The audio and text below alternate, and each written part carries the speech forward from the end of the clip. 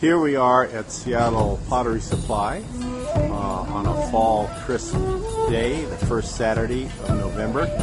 And we're doing a Raku firing. And we got some lovely ladies here that are all in the middle of glazing their pots. So what kind of glaze are you putting on it now? I put Heinz and chocolate. Is there special instructions that you have to give him in terms of how long this is fired? No, Eric's really good. He drives it up to 1850 for me, and he knows how to pull them right. Perfect. So how many times have you been coming? I've been coming for about 15 weeks. Wow. Hey, Fee, tell me what you're doing over here. This is a nice pot that you made here. Okay. All right. And so, did you throw this on a wheel then? I did, yes. Okay. All right. Where do you do your work? I have a studio across the street from here. Oh, so you're close. Yeah, I'm close. I feel really lucky to have a studio right next A to resource. the Pottery Supply. Oh, my. What's the name of your studio? The name of my studio? Owl's Nest. Owl's Nest. All right. So, Kathy, you do tiles then, looks like, huh? Yeah, Beautiful. actually, I'm a painter and a printmaker. Oh, Yeah. wonderful. So I'm learning tiles. Okay. I've done some community Raku projects. Okay. But now I'm interested in working it into my own. And so I'm learning a project, Raku tiles, that can actually be used as a plate to print off on Interesting. paper. Right. So you have a whole process. Yes, but So I'm you learning it. apply ink to the finished piece, Yeah. and then print off of that, or and do a roller or something, huh? Now this is an already fired Yes. tile. Oh, yeah. And if I now put printmaking ink on this, and then put paper on it, and hand pull the print off, not use a press, because it will break, Peel it off. then what will come off, depending on how I've inked the tile, will Yeah. be this image. Wow. These are some of the glaze samples that will show some of the effects of various glazes that they have here. You get kind of a ballpark idea, but some of the stuff is cracking glazes. So the glazes are provided. You just need to bring your bisqueware, and the bisqueware is glaze it, and they bring it up slow, and that's how it works. There are some pieces that have been bisque already that are ready to fire, so you can purchase these and then go fire them. So this is really neat. So Eric, what are you doing? Being very careful to line up all your stuff in the right place? Because this has a round bottom, Yeah. it sit Oh yeah. where I want it to sit, so I gotta... Figure a little prop thing or something, huh?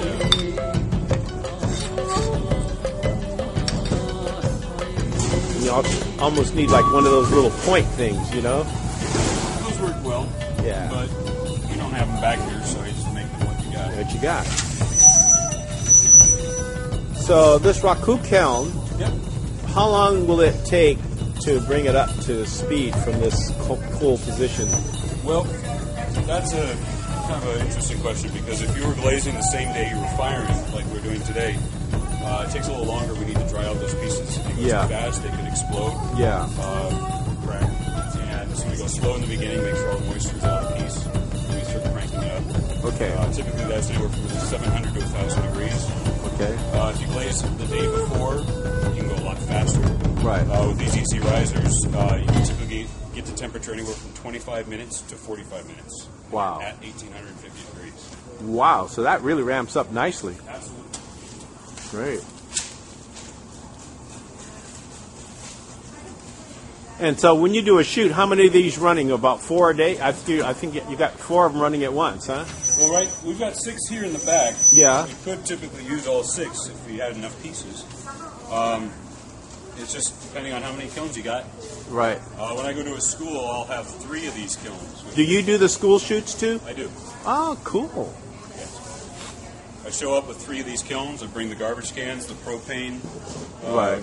newspaper, Right. give them the glazes ahead of time, Okay. And so they've got everything glazed up. By the time I get That there, must be a lot of really fun when you see the kids light up, huh?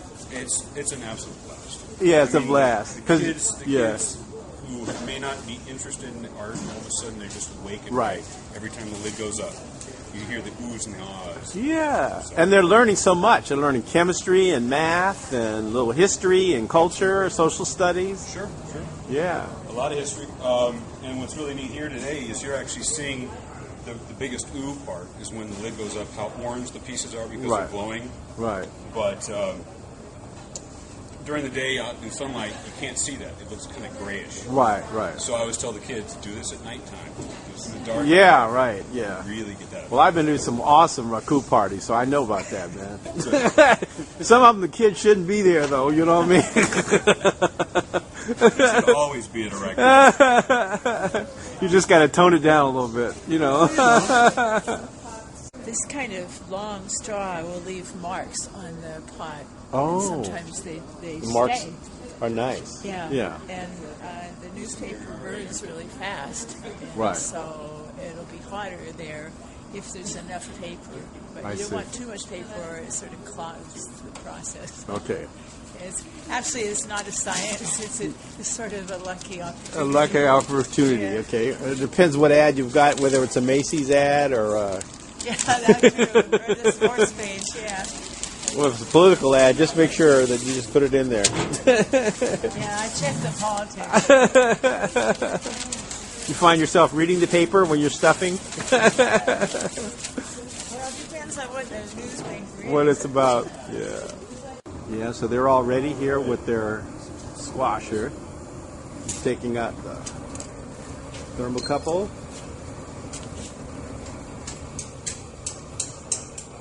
Turn off the juice. Wow, look at that.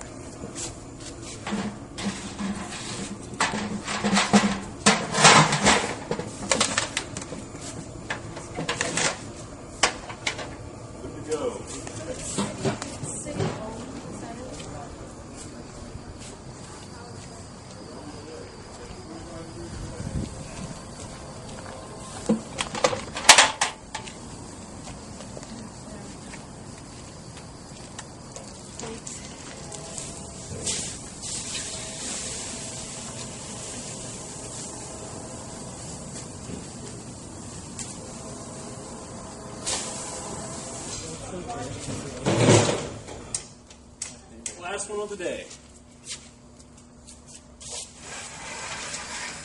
Wow. Real fast with these two. Okay, add some of that paper in there. Throw the paper in there. That should stop them from sticking.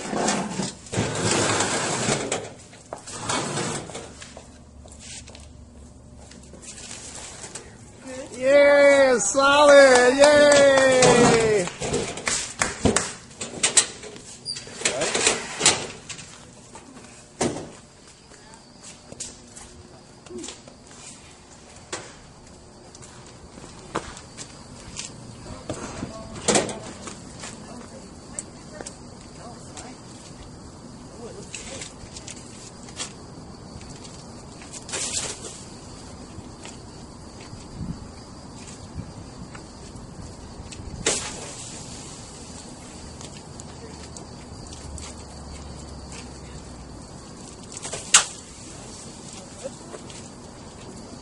So Nancy, give me that inspirational moment, man. How did that feel? Well, let's wait and see how it is when it Yeah, cools. but that was the first That good was sign. It good. came out Yeah. whole this time, Yeah, huh? that's encouraging. Yeah, it was a happy moment, huh? Yeah. Yeah, to see that all come out without anything falling apart.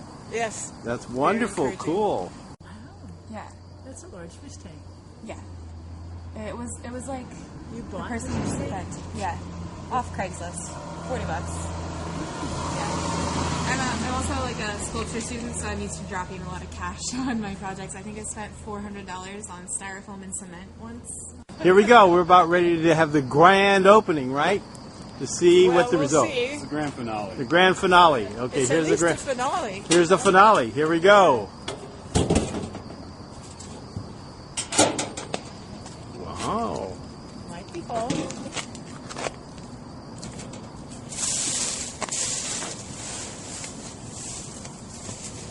And from the bottom. Wow. Very, very hot. So it'll keep changing color while it's out here. Yep. Wow. Well, okay. Are you happy so far? So good? I'm really relieved if it's in one piece. There you go. You're one piece. How's it going? That's great. Well, that's it. The kilns are all cooled down now.